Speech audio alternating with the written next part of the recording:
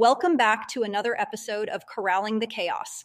Today we're doing a special episode to look back at a session from our recent virtual festival, LASSO Fest. Enjoy this look back at our Ask Us Anything session.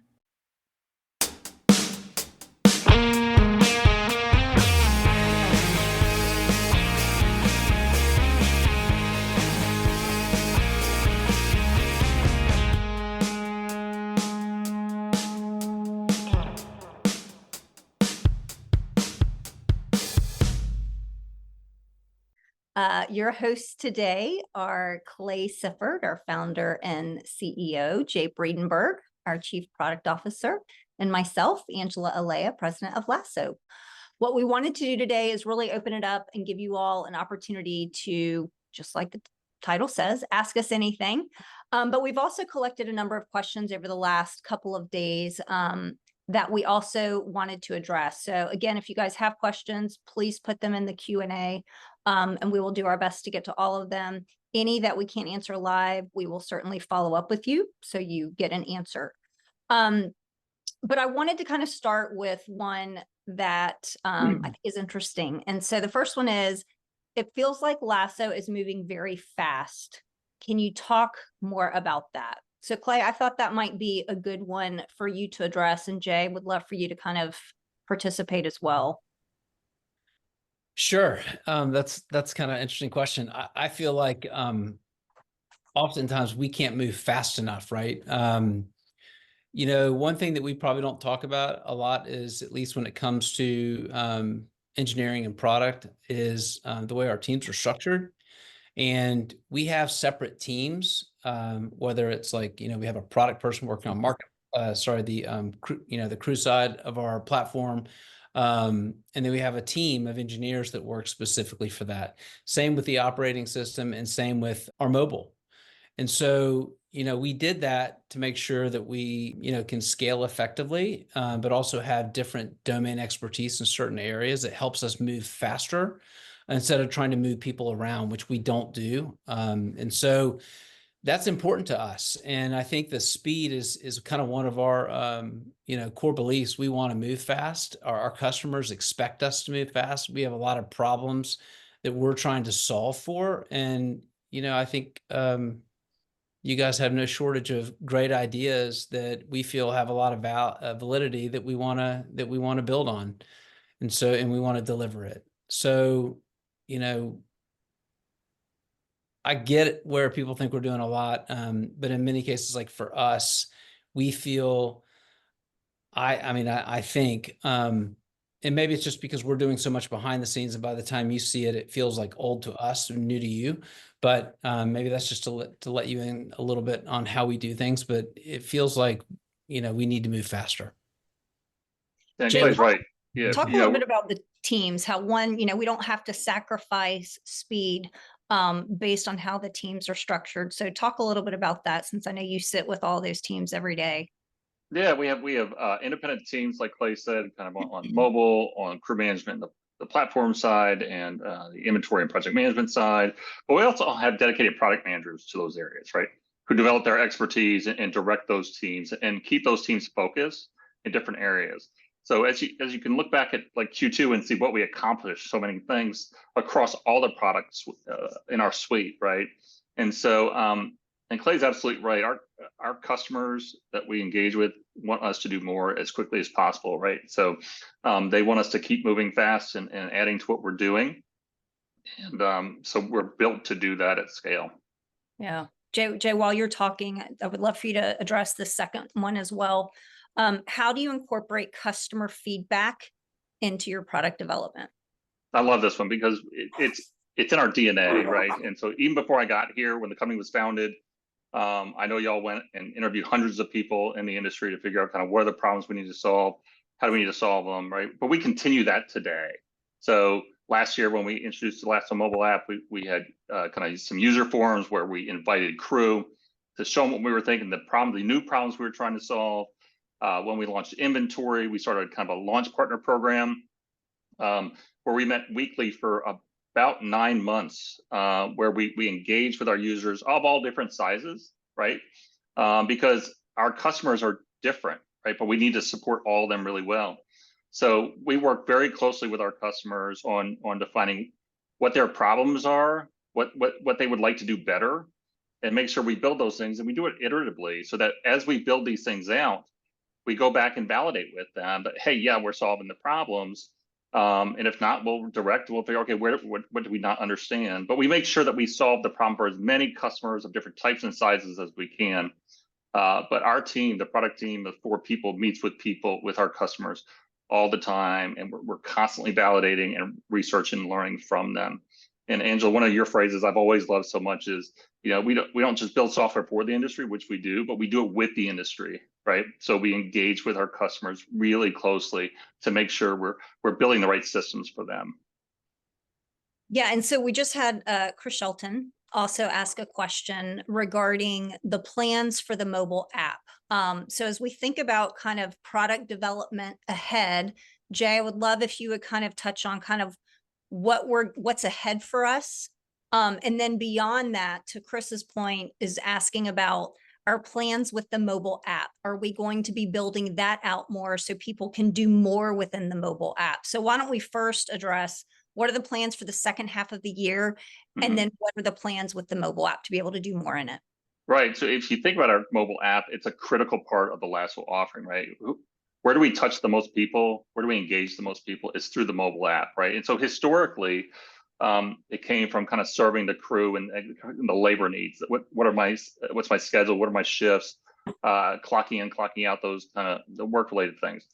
But we just started. And next week, we're going to turn on chat for project management in the app, which makes chat so much more powerful.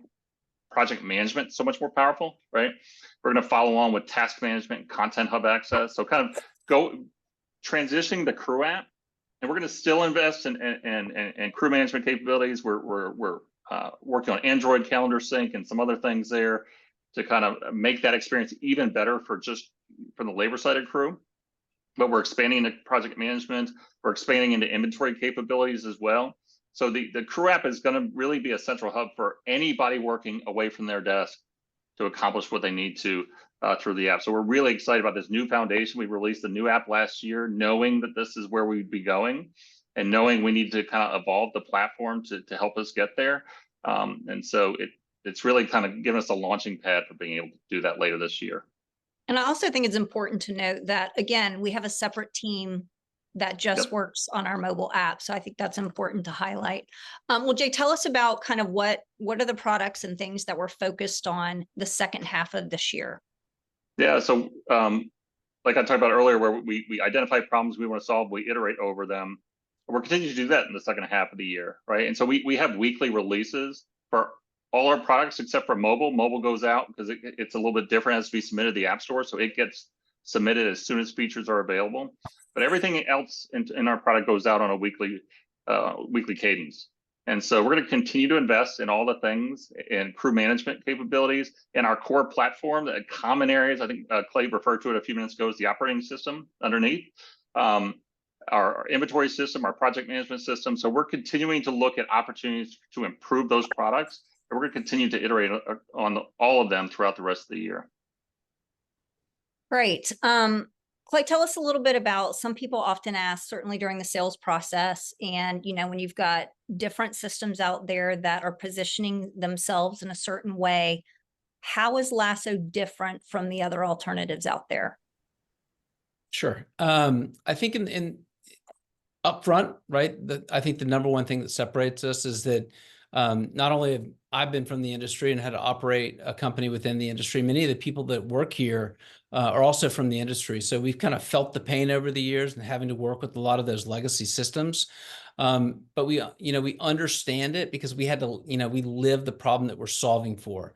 The second thing is that kind of goes hand in glove with that is that we're really focused on user experience, right? And the workflows that are sort of unique to our industry that that we feel as a practitioner that we have learned over the years, refined, learned from you all as well, and made sure we built that into our platform. And so, so we think that's also a key point of differentiation. I think the other thing too, in addition to that, is that we've raised probably more money than any other company in the space. So what that means is that we have more people to to code, right, to having product, having customer success, the implementation, like literally everywhere. We've put our money where our mouth is to make sure that that we can build the best overall solution for the industry. I think another challenge is that needed to be solved for that makes us different. I think we're the only SOC 2 certified company. So from a security standpoint, it's the safest out there, especially with our mobile app too. And then I think the biggest thing beyond when you get into like the product technology and capital expense, it really is investing in the teams that interact with you all the time. So if you think about our implementation team and our customer success and support teams, that has traditionally been an area where a lot of the incumbent companies have been a little weaker over the years. And that experience just hasn't been satisfactory. When you've been on the receiving side, you know what that means. And so, we made a significant investment in those teams to make sure that we can offer the support that we would have wanted back when we were in there. So I think those are just kind of just maybe 3 or 4 different instances of differentiation that are really, really important. Great. So next question was, based on my past experience, I've been burnt. What do you offer in terms of customer support? What is your approach to that? So I would say when we first started the company and we did those surveys, we heard that often is the terms we heard a lot was they felt like they were underserved, whether it was through the software, through the support, whatever it might be. And we just decided early on, we wanted to make sure we handled support differently. And so support to us means multiple things. It's not just Joe the Pro and Leilani and other people in our technical support team, but it's all the way from the very beginning and making sure we have people who are well-versed on the industry, how things operate. Many of our employees are from the industry, which helps, but we also invest heavily in customer success managers, an implementation team that's really focused on training and learning and has backgrounds in teaching and doing those sorts of things through technical support. Our product team is in front of our customers constantly, having a professional services team that's focused on supporting our customers when it comes to reporting, and really just hiring the best people out there to serve our customers. And so, for example, on Capterra, there are dozens and dozens of reviews, and I think we have a 5-star rating when it comes to customer support, and we certainly are not perfect. But we really strive to do a really good job there because we know the stakes are high when you're doing events. It's 24/7, 365 days a year. Support is not, Monday through Friday, 9 to 5, right? That's just not how our industry operates. And so we've invested heavily in that. And then the other thing is also establishing a customer community that allows our customers to connect with each other. It's really interesting. One of the fun things about being in this role is, we build a product with certain things in mind, and we learn from our customers how they use certain aspects of our platform in a way that we weren't even anticipating. That's like, wow, that's a really good idea. And so we learn from our customers. And so we invested heavily in The Loop, which is exclusive for LASSO customers, to be able to connect with each other. And so now we have like power users. Every month we look at who are the top power users in our platform, and we're going to be highlighting them in the community to say, hey, here's how they're using LASSO. So we really, again, strive to just deliver best in class support in how we work with our customers. And we always kind of think in terms of, we want our customers to leave every engagement, and we talk about this all the time internally, we want them to leave every engagement with LASSO feeling, number 1, understood, and 2, cared for, and number 3, feeling like it's easy to talk to us. It's easy to explain what they're looking for and easy to understand what we're trying to do in return. So that's really our approach to that.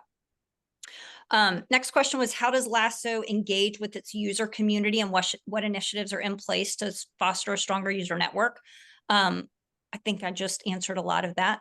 But we invest with the loop and creating that community. We're also on the road in front of our customers all the time. I know we had a community event earlier in Orlando. I think we've got one in Chicago this week, another one in New York next week. So we're constantly in front of our customers in various markets and trying to bring them together as well. The next one, it looks like, has to do with project management. Is access to the projects tab at an additional charge, or is it included? So project management, I mean, as all of you know better than anybody, everything we do revolves around the project. So yes, you have a seat to project management, but we price it based on how you're going to use it, because we work with all different types of companies. Some companies that just do weddings and graduations, some that do corporate conferences, concerts, broadcasts, sporting events, festivals, and every company's projects are a little bit different. So the way they use it is different. And so we really try to price it based on volume and how you're really kind of building your projects and how many people you need to have access to that, both from an administrator perspective as well as a guest user. So if you're interested in that, happy to price it for you. Clay, people want to know what is next for LASSO. Yeah, what's next? So yesterday we announced that we were going to do payments, which, we think is going to be a great thing for all of our customers. In addition to that, we're going to double down on the things that we've been doing with as far as our mobile, our crew management, and inventory and project management. We're going to just go deeper and broader with those to make sure that we can deliver the best value that we can. In addition for that, Angela, you mentioned just a little while ago, delivering, excellent customer support. We want to make sure that, the adoption in terms of like right when, implementing people, we want to get them on faster and then get the time to value really quick. And then with adoption, we want to enhance that and really kind of go next level down, with our customers to make sure we're giving them the very best that we can and to maximize their ROI on our system. Those are just a couple of things. Yeah. In addition to some fun things that we're going to be working on that we'll announce later. Yeah. Fair enough. All right, we've got another question. Let's see. Will there ever be ability for admins to see clock activity through LASSO? The answer is yes, you will have that ability. We can talk more about that later, but you guys have probably seen a lot of enhancements in the time capture within our mobile app, because we really wanted to focus on the field first, right? Because that's the largest number of users to impact when it comes to LASSO's time system. So that's why we focused first on the mobile app as far as functionality for being able to clock in and out, so it doesn't slow down invoicing quickly, getting it to payroll and those sorts of things. But yes, absolutely, you're going to see a lot more around the time system. And it does not look like we have any other questions, but if you guys do have any, feel free to reach out to any of us. Happy to answer any questions, jump on a phone call as well. And thank you all again for joining us. All right. Thanks, everybody. Thanks so much. Yeah, thank you. We hope you enjoyed that quick look back at LASSO Fest. If you have any other questions about this episode or about our product, you can reach out to us at podcast@lasso.io.